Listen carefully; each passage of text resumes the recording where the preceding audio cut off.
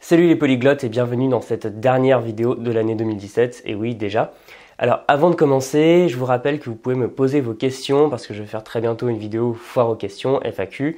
Donc c'est très simple, si vous avez une question à me poser sur les langues, sur mon avis sur votre projet, sur tout et n'importe quoi, vous me posez simplement la question soit par email, soit dans les commentaires en dessous ou sur Facebook.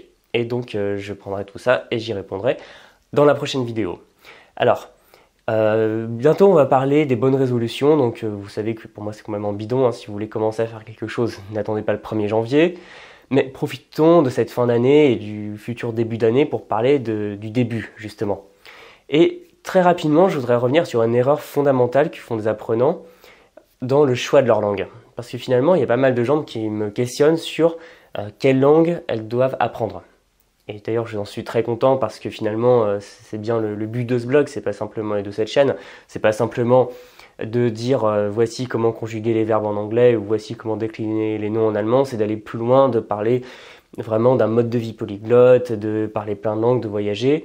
Et finalement, ça amène à faire des choix. Parce que vous savez, pour moi, une langue, ça ne se parle pas couramment en 3 mois, ce sont des bêtises.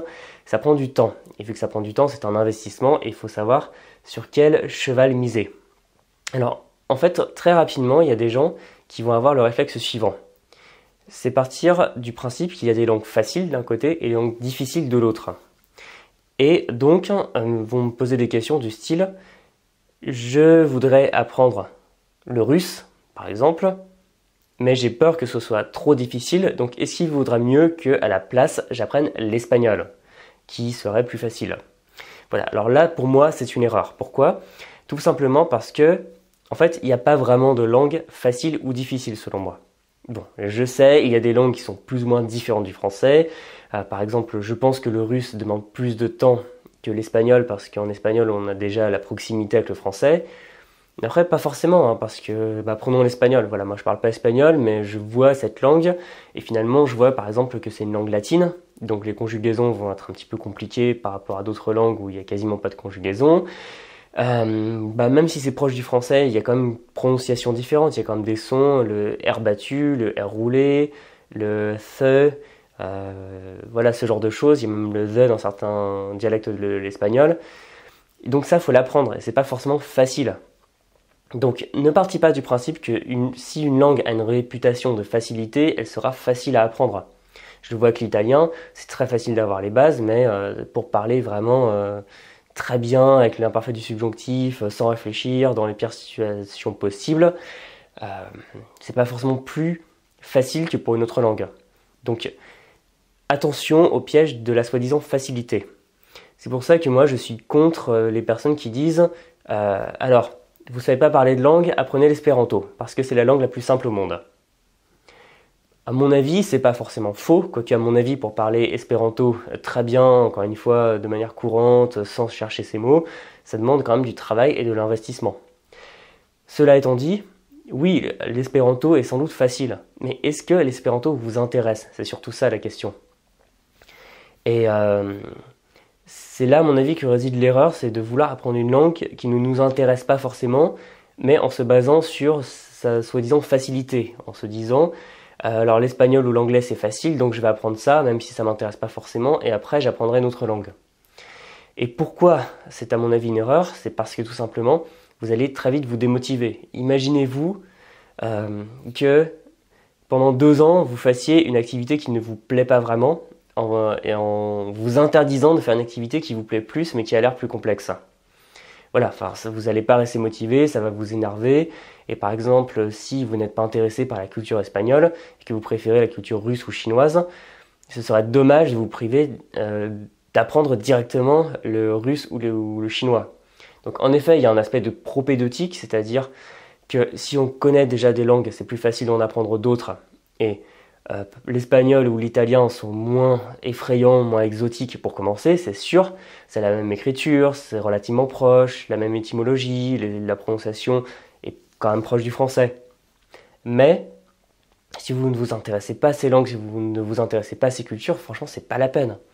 Si vous avez envie d'apprendre le russe ou le japonais, enfin des langues qui sont quand même un minimum, voire très éloignées du français, si c'est vraiment ça qui vous intéresse, si c'est vraiment cette culture qui vous intéresse, franchement, allez-y.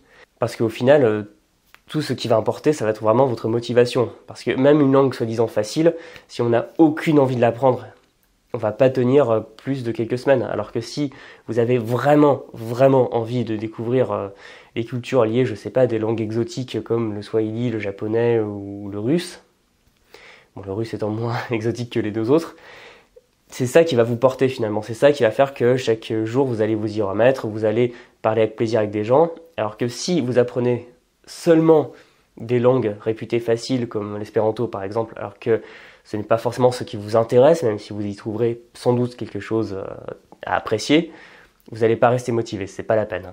Donc honnêtement, si vous avez envie d'apprendre une langue et qu'elle vous paraît difficile, c'est pas grave. Même si vous n'avez jamais appris de langue, dans tous les cas, plus que la langue, c'est l'apprentissage en lui-même qui est compliqué.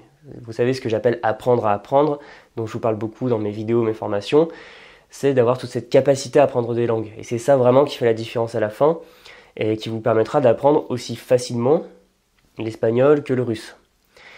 Donc pour moi, l'aspect propédeutique du style apprends une langue facile puis une langue difficile, ce n'est pas une bonne façon de faire parce que vous ne serez pas motivé, voilà, tout simplement. Après, si vous avez un peu peur des langues un peu complexes, mais que vous avez envie cette fois d'apprendre une langue réputée plus facile, peut-être que vous pouvez commencer par ça. Par exemple, si vous avez vraiment envie d'apprendre le russe et l'espagnol, et que le russe vous fait peur, et que vous avez très envie quand même d'apprendre l'espagnol, pourquoi pas?